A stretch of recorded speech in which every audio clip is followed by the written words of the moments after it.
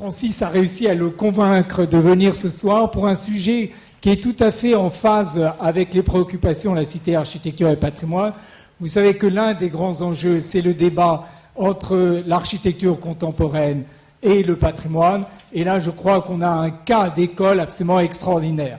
Alors, vous savez que le sujet est un peu polémique. On va voir s'il est un peu ou beaucoup ce soir. En tout cas, un grand merci à tous les participants. Et je crois que nous allons passer un moment passionnant qui va commencer par une présentation par Renzo Piano et Michel Corajou du projet. Et ensuite, je crois qu'il y aura un débat animé par Francis Rambert, puis les questions de la salle. Bien, je tâche d'être un petit peu bref, puisque je crois que ce serait bien d'écouter beaucoup de voix différentes, et surtout, ça s'entend, oui, et surtout d'avoir un débat. Et il faut dire tout de suite une chose, j'aime bien le débat. C'est pas que je cherche des ennemis, c'est que j'ai appris dans ma vie que le débat, même, et surtout quand il est légèrement irritant, il sert pour faire des projets meilleurs. Et je ne le dis pas parce que je cherche le débat, mais il est sain, il est sain. Le débat, il est toujours utile. Quand il amène, d'abord, ça amène de l'adrénaline, et surtout, ça amène la force de regarder mieux les choses. Et surtout, c'est un projet comme ça. Et si je peux... Voilà, la première image. Bah, tout le monde connaît probablement cette image. C'est l'image de la chapelle. Voilà. Voilà. C'est là, ça c'est le parking. Ça c'est le chemin qui monte. Le puits Saint-Marie est quelque part là. La distance qui est entre là et là, c'est plus ou moins 1 kilomètre. Et le projet dont on parle, il est placé ici, dans les arbres ici et ici. La porterie, que j'aimerais plutôt appeler la maison d'accueil. La porterie actuelle, je marche plutôt vite sur ça. La porterie actuelle, ça ne change pas? Ah non, c'est pas ça. Pardon. La voilà, tout le monde la connaît. Et il faut dire, et je l'ai déjà expliqué plusieurs fois, c'est peut-être le bâtiment de Le Corbusier que je connais et j'aime le plus. Le titre de ce débat, de cette discussion ce soir, c'est « Est-elle sacrée, la colline de Ronchamp ?» La réponse pour moi était toujours oui.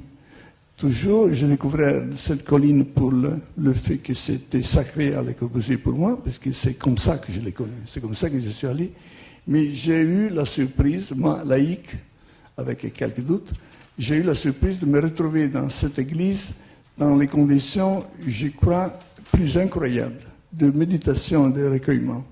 Pour moi, c'est un lieu de prière absolument unique. Et c'est pour ça que, en face de cette question, est-elle sacrée? J'ai une double réponse, oui, et 2 fois sacrée. Pour moi, elle est sacrée d'abord au recueillement, au silence, et elle est aussi sacrée à Le Corbusier. Je pense que c'est un projet merveilleux. Et j'ai toujours souffert, franchement, beaucoup souffert de cet accueil-là. J'ai toujours trouvé que c'était une façon impossible. La première fois, je crois que j'ai laissé la voiture en bas. Je m'étais perdu et je suis monté comme un pèlerin. Il a fallu une vingtaine de minutes, je suis monté. Et croyez-moi, de conquérir la chapelle à travers une petite itinéraire de pèlerin de 20 minutes, c'est pas aussi mauvais que ça. Et franchement, le drame, c'est que quand vous arrivez là, avant de voir la chapelle, vous avez d'autres choses qui dérangent beaucoup. Regardez, et ça, tout le monde le sait, c'est comme ça qu'on arrive. J'ai rien contre cette maison. Et tout simplement, elle est placée entre la chapelle et l'arrivée. Voilà, c'est comme ça qu'on voit la chapelle. On quitte la voiture et on voit la chapelle à travers... Elle est là, la chapelle.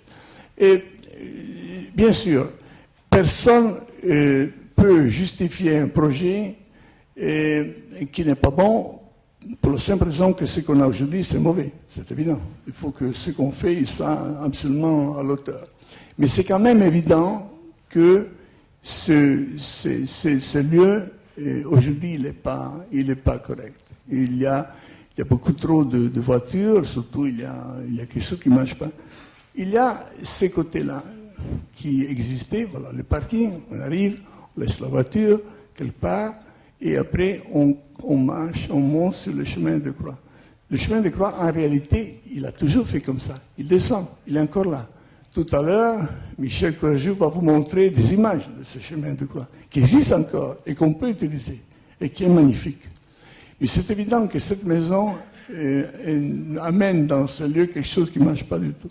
Il y a une autre chose qui m'a gêné un petit peu, c'est que quand j'arrivais, et depuis toujours, je cherche la chapelle, je ne la vois pas trop bien, puisque entre-temps, la végétation tout autour, et ça c'est quelque chose que le débat justement a aidé beaucoup à éclaircir, la végétation est montée.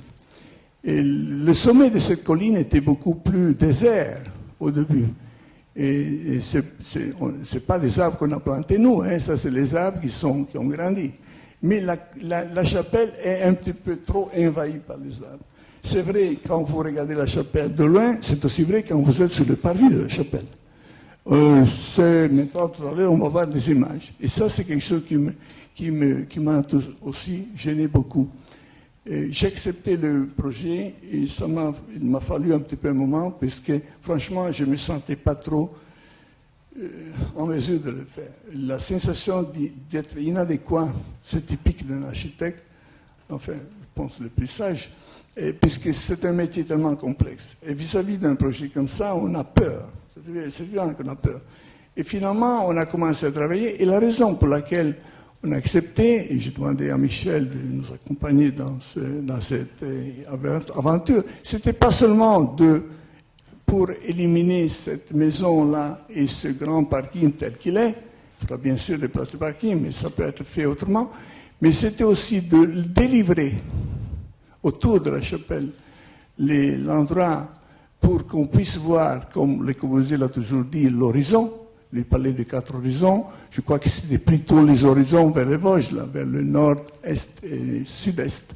Mais je crois que cette notion d'infini que Le Corbusier sentait, que tout le monde sent quand on monte sur le sommet d'une colline, quand vous avez près de vous quelque chose, des arbres, et après, lointain, beaucoup plus loin, vous avez l'infini. C'est une magnifique sensation. Je crois que ça, c'était nécessaire. Et l'autre chose encore, franchement, j'ai toujours aimé, quand j'ai entendu qu'il y avait 12 sœurs Clarisse qui voulaient venir s'installer, j'ai aimé l'idée.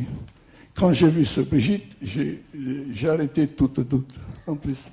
Mais, sans blague, c'est que, vous voyez, c'est quand même des sœurs de contemplation. J'ai toujours trouvé que cette colline, comme d'autres, je vous montre une chose rapidement que je trouve très importante. Voilà, cette image. J'ai cherché cette image. On va la voir tout à l'heure avec Michel. Et je trouve que la lumière dans la forêt, dans le bois tout autour est magnifique. Elle n'est pas spécialement magnifique. C'est toujours beau. Tout le monde qui a cherché des champignons dans une forêt en pente sait que la lumière, elle ne vient pas par le haut, elle vient par le bas, par l'horizontale. J'aime bien l'idée que 12 sœurs habitent dans cette forêt. Et je m'amuse tout le temps à appeler les sœurs des elfes. En réalité, j'ai appris que ça serait plutôt des sylphides, puisque les elfes, c'est masculin. Comme je suis laïque, justement, je m'amuse à faire ce jeu-là. Mais c'est évident que la dimension spirituelle, la présence spirituelle, silencieuse des sœurs, a à faire avec la sacralité de cette colline. J'aime bien l'idée que la colline respire aussi à travers une présence constante. J'adore bien sûr le tourisme architectural, je l'adore puisque j'en suis parti. Et c'est ça que j'ai fait tout le temps. Je fais rien que ça, moi. Je travaille et je visite des bâtiments. Mais je trouve qu'il y a un risque quand même de vider la colline d'une présence spirituelle qui est importante.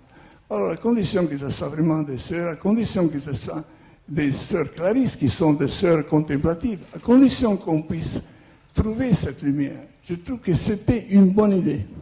Je trouve que j'ai accepté le job, puisque je trouvais que c'était bien de délivrer l'arrivée de cette horreur, et il fallait peut-être réfléchir à comment y arriver d'une façon un petit peu plus soufferte, mais plus intéressante. Il fallait peut-être ouvrir et retrouver ce rapport avec l'horizon. Et il fallait habiter d'une façon ou d'autre la colline. Si on me proposait de faire un monastère pour 300 sœurs, je ne pense pas que ça aurait été possible. Mais 12 sœurs, plus un petit hébergement pour 10 personnes, et cette porterie, c'est quand même plutôt petit. Pourquoi je vous parle de ça? Parce que quelqu'un a pensé que je me cachais devant Les Corbusier. Non, c'est pas ça. Je pense que ça serait une erreur. C'est pas moi qui je me cache, c'est les sœurs qui ont besoin de silence. C'est elles qui ont besoin de se retrouver dans une situation qui est celle-là, de cette lumière. C'est quand même les 3 raisons fondamentales qui nous ont poussés à faire ça. Et rien n'est facile, comme tout le monde le sait. On a commencé un projet, on s'est rencontrés. C'est là que le débat a commencé. Et je trouve que je dois remercier ce débat, puisque le débat nous a guidés d'une façon peut-être quelquefois irritée, c'est vrai, mais si ce n'est pas irritant, ce n'est même pas un débat, c'est évident.